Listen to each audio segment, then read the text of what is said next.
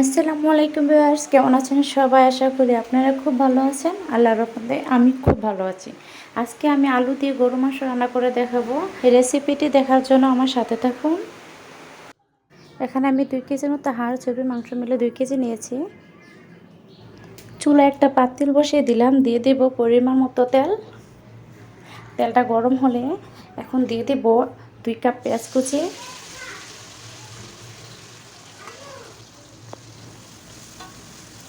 আমি এখানে 2 কেজি মাংসের জন্য 2 কাপ পেঁয়াজ কুচি দিয়েছি। ভালো করে নেড়েচেড়ে কিছুক্ষণ ভেজে নেব। যখন পেঁয়াজটা কিছু সিদ্ধ হয়ে আসবে তখন দিয়ে দেব 2 টেবিল চামচ রসুন বাটা, 2 টেবিল চামচ আদা বাটা। আদা রসুনটা ভালো করে নেড়েচেড়ে পেঁয়াজের সাথে মিক্স করে নেব। দিয়ে দেব স্বাদমতো লবণ। আস্তা গরম মশলা দিলাম, দারচিনি, এলাচ, তেজপাতা। দিয়ে দিলাম 1 টেবিল চামচ হলুদ গুঁড়ো, 1 টেবিল চামচ মরিচের গুঁড়ো, 1 টেবিল চামচ ধনিয়া গুঁড়ো, 2 টেবিল চামচ গরম মশলার গুঁড়ো। সব মশলা আমি একত্রে ভালো করে মিক্স করে নেব।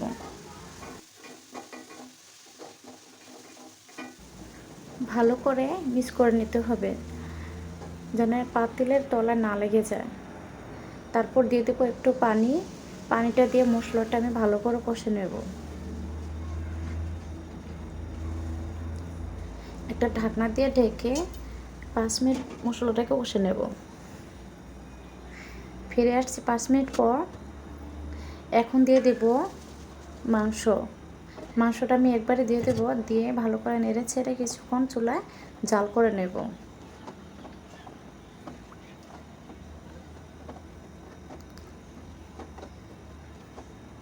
মাংসটা কিছুক্ষণ জাল করার পর যখন পানি ছেড়ে আসবে আবারও ঢাকনা দিয়ে ঢেকে আমি 10 মিনিট মতো জাল করে নেব।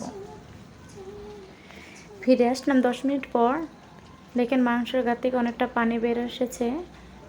আমি আবার ঢাকনা দিয়ে ঢেকে কিছুক্ষণ জাল করে নেব। এভাবে একটু পর পর ঢাকনা দিয়ে ঢেকে জাল করে নেব। জাল করে নেওয়ার পর দেখবেন মাংসটা প্রায় আমার সিদ্ধ এসেছে। তখন দিয়ে দেবো একটু পানি। পানিটা দেওয়ার পর এখন দিয়ে দেবো আগে থেকে কেটে রাখা আলু। এখানে আমি 2 কেজি মাংসের জন্য 1.5 কেজি আলু দিয়েছি।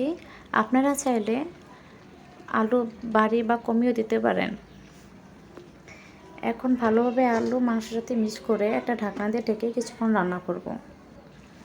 দেখেন ফিরে এসেছে, আলুটা অনেকটা সিদ্ধ হয়ে এসেছে। আবারও একটু ভালোভাবে নেড়ে ছেড়ে আমি কিছুক্ষণ রান্না করব। দিয়ে দেবো 5-6টা কাঁচামরিচ দিয়ে আবারও ঢেকে রান্না করব। কিছুক্ষণ রান্না করার পর দেখবেন আমার মাংসটা প্রায় সিদ্ধ হয়ে এসেছে। তখন দিয়ে দেব পরিমাণ মতো পানি। পানিটা দিয়ে আমি 10 মিনিট রান্না করে চুলাটা বন্ধ করে দেব। দেখেন আমার রান্না করা শেষ, পুরোপুরি রান্না কমপ্লিট হয়ে গেছে। এখন দেখেন আমার তরকারিটা দেখতে কত সুন্দর হয়েছে। আপনাদের যদি আমার রেসিপিটি ভালো লেগে থাকে তাহলে আমার চ্যানেলটি সাবস্ক্রাইব করে আমার পাশে থাকবেন। আল্লাহ হাফেজ।